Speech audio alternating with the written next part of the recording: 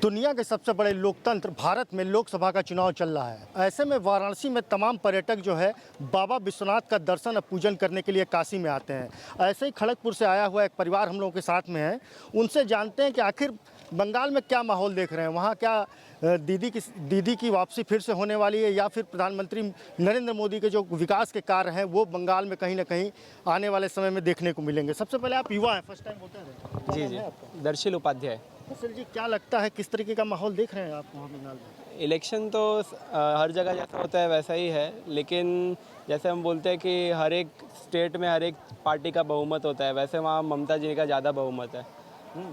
तो क्या लगता है प्रधानमंत्री जिस तरीके से देश के अंदर काम कर रहे हैं, जो डेवलपमेंट है, आप काशी आए हुए हैं, तो क्या परिवर्तन देख रहे हैं क्या वहाँ? जी जी, बहुत परिवर्तन है यहाँ। प्रधानमंत्री नरेंद्र मोदी जी के आने से, बीजेपी के आने से बहुत ज़्यादा चेंजेस आ चुके हैं।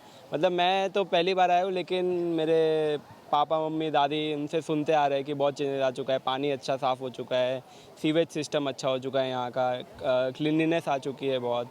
वैसे डिफरेंट टाइप्स ऑफ चेंजेस आ चुके हैं बहुत। आप रुकिएगा, बात करेंगे आपसे। आप एक महिला हैं, तो क्या लगता है कि ममता दीदी का काम अच्छा है या प्रधानमंत्री नरेंद्र मोदी का? काम तो देखिए, ममता दीदी इतना साल से जो कर रही है बंगाल में, तो उसका तो दबदबा है ही। काम डेवलप इतना नहीं दिख रहा है, पर उसका है, जो उसको सब कोई मानते हैं तो वो तो है। पर अभी मोदी का जरूरी है आना। पूरा देश में अगर हर स्टेट डेवलप हो रहा तो हम लोग का बंगाल क्यों पीछे रहे? तो अगर मोदी आएगा तो ही बंगाल का कुछ उन्नति होगा, ज़्यादा आगे बढ़ेगा बंगाल। तो क्या लगता है, जिस तरीके से आप बनारस घूमने आई हैं, तो बनारस का जो डेवलपमेंट आपने देखा है, बंगाल एक समय जो है हब हुआ करता था रोजगार के लिए, अब वो चीज़ें है नहीं वहाँ पे? ऐसा नहीं है भैया, अभी तो बंगाल में भी ठीक है, मतलब मीडियम है, कोई ज़्यादा डेवलप नहीं है, ज़्यादा नहीं है, रोजगारी नहीं है, कम भी नहीं। वहाँ से लोग छोड़ कर जा रहे हैं। एक्चुअली गुजरात में बहुत बंगाल लोग चल गए हैं, सूरत में देखिए पूरा एरिया है बंगाल का। क्यों ऐसा, क्यों, क्या हो? क्योंकि बंगाल में इंडस्ट्री नहीं है ना, कुछ है नहीं, गवर्नमेंट कुछ युवाओं के लिए करना नहीं चाह रहे ना। तो लेकिन प्रधानमंत्री जी तो तमाम इंडस्ट्री बंगाल को देना चाहते हैं, लेकिन वो तो लेना ही नहीं चाहते। वो तो भाई ले लेगा तो फिर ममता दीदी का अपना पत्ता कट जाएगा ना। क्या लगता है, ये क्या कह रहे नहीं, सही कह रहे हैं। एक्चुअली ये तो आज का तो कहानी नहीं है, सीपीएम गवर्नमेंट का समय भी ऐसे ही था। अभी आ गया तृणमूल का जो जोग आ गया है, तो इसमें क्या वर्कर लोग भी काम कर रहे हैं, लेकिन उनका जो टॉप लेवल में है वो लोग जब काम नहीं करेंगे तो वर्कर करके क्या फ़ायदा है, कहने मतलब ये है। और ज़रा सा वोट बैंकिंग भी है बंगाल में। जिस तरीके से संदेश खाली की घटना आपके बंगाल में हुआ, उसने पूरे देश को हिला करके रख दिया, तो क्या लगता है अगर इस तरीके का लॉ एंड ऑर्डर अगर वहाँ पे है तो फिर क्यों नहीं परिवर्तन? वो लोग समझ नहीं रहे ना, बात यही है। ज़्यादा लोग है कि जो लालच में आकर वही वोट चला जाता है। किसी को कपड़े ये दे दिया, वो दे दिया, सब कोई डरा धमका कर वोट कैसे भी खरीदा जा सकता है ना। तो मोदी को तो आना बहुत ज़रूरी है, और अभी तो सब कोई समझ रहा है।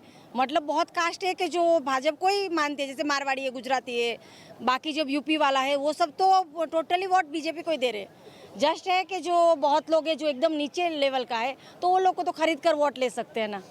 आप एक युवा हैं, अभी पढ़ भी रहे होंगे, तो जिस तरीके से रोजगार की बातें हो रही, तो लगता है बंगाल में रोजगार उस तरीके से डेवलप हुआ है? नहीं जी, बिल्कुल नहीं हुआ है बंगाल में। फैक्ट्रीज़ की कमी है, इंडस्ट्रीज़ की कमी है बहुत, ठीक है। बिजनेस और वर्किंग आइडियाज़ की कमी है। बहुत सारे जो प्रधानमंत्री की योजना है वो अभी बंगाल में नहीं पहुंची है, ना ही जो युवा के लिए योजना निकाली है, कुछ बंगाल में उतना डेवलपमेंट नहीं है रोजगार को लेकर। तो जब तक केंद्र की सरकार रहेगी नहीं, जैसे प्रधानमंत्री का ये कहना है कि अगर बंगाल में अगर उनकी सरकार बनती है, जिस तरीके से इस समय लोकसभा का चुनाव चल रहा है, तो अगर बीजेपी की सरकार बनती है तो क्या लगता है कुछ डेवलपमेंट हो पाएगा? क्योंकि ममता जी तो सारे प्रोजेक्ट को रोक देती है वहाँ पे। नहीं नहीं, 100% होगा, क्योंकि वो तो प्रधानमंत्री तो पूरा विश्व में नाम है ना, खाली तो इंडिया में नाम नहीं है, पूरा विश्व में नाम है। अगर वो वहाँ नहीं करेगा तो उनका तो नाम ख़त्म हो जाएगा, तो उसको तो करना ही पड़ेगा, 100% उसको करना ही पड़ेगा।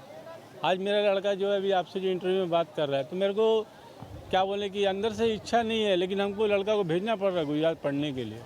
रीज़न क्या है? मेरा खर्चा भी हो रहा है, लड़का को भेज भी रहा हूँ, सब कुछ हो रहा है ना। जब नहीं है तब तो भेज रहा हूँ ना, सिंपल सा बात है, और कुछ नहीं है। मोदी सर आने से कुछ तो होगा, नहीं भी तो 25% तो होगा। 100 हम लोग नहीं मानते, चलिए 5 साल में 100% नहीं होता है, कम से कम 20-25% तो आपका इम्प्रूवमेंट तो हो गई, 100%। कारण क्या है? विश्व गुरु है एक्चुअल में, विश्व में उनका नाम है, तो उनको तो करना ही पड़ेगा। उनको नहीं दिखाएंगे बंगाल में तो फिर वो तो प्रधानमंत्री का नाम भी खराब होगा ना।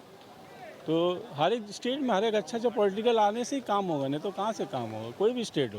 बंगाल की जिस तरीके से एक स्ट्रक्चर जो बना हुआ है, जिस तरीके से घटनाएं वहाँ पे हैं, या क्राइम कह लीजिए एक तरीके से महिलाओं के प्रति जो हुआ है, तो उसका इम्पैक्ट क्या वेस्ट बंगाल में इस बार देखने को मिलेगा?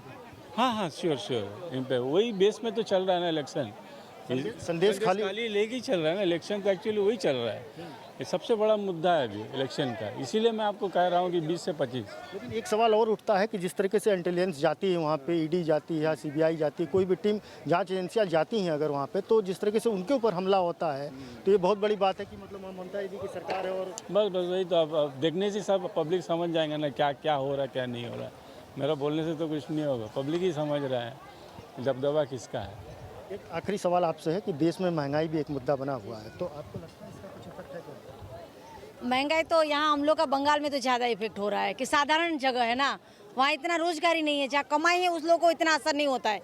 तो महंगाई तो एक मुद्दा है, फिर भी लोग घूम रहा फिर रहा खा रहा पी रहा, तो कहीं कमाई तो है। फिर भी मोदी आने से तो ज़्यादा डेवलप हुआ ही है, काम तो है, तब तो लोग इतना निकल रहा ना, पहले कहाँ इतना घूमना फिरना होता था।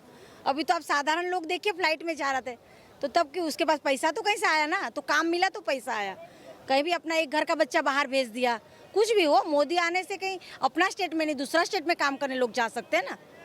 पूरा इंडिया तो मोदी विकास कर रहा ना, एक तो स्टेट पकड़ कर तो नहीं चल रहा ना, उसको तो नज़र में है कि पूरा इंडिया को मेरे को आगे बढ़ाना है। राम मंदिर बन गया, कैसा लगा? बहुत अच्छा है, बहुत अच्छा है। हिंदू के लिए तो गर्व की बात है, सबके लिए, पूरा देशवासी के लिए गर्व की बात है। जो 500 साल से भगवान टेंट में बैठ रहा था, आज वो मंदिर में विराजमान है, ये तो एक शुभ बात है। मोदी तो सिवा कोई और कर ही नहीं सकता। अगर मोदी जी नहीं होता तो दूसरे का किसका बस की बात नहीं था भैया, भगवान अभी तक बाहर ही बैठा होते। ये वेस्ट बंगाल का एक परिवार था जो आज हम लोगों से बातचीत कर रहा था। इनका ये कहना है कि जिस तरीके से संदेश खाली की घटना वेस्ट बंगाल में हुई है, निश्चित रूप से इस बार का मुद्दा वेस्ट बंगाल का वही है और इस मुद्दे को देखते हुए जनता वहाँ पे वोटिंग करेगी। शायद कुछ परिवर्तन देखने को मिलेगा। अंदाज़ा ये लगाया जा रहा है कि 15 से 20 सीटें जो है हो सकता है कि बीजेपी के खाते में इस बार जाती हुई दिखे। प्रभा साक्षी के लिए वाराणसी से अमित मुखर्जी। अगर आप भी लेना चाहते हैं देश दुनिया की तमाम जानकारी तो आज ही सब्सक्राइब करें हमारे चैनल को। साथ ही नीचे दिए बेल आइकन को जरूर दबाएं ताकि हर अपडेट आप तक पहुंच सके।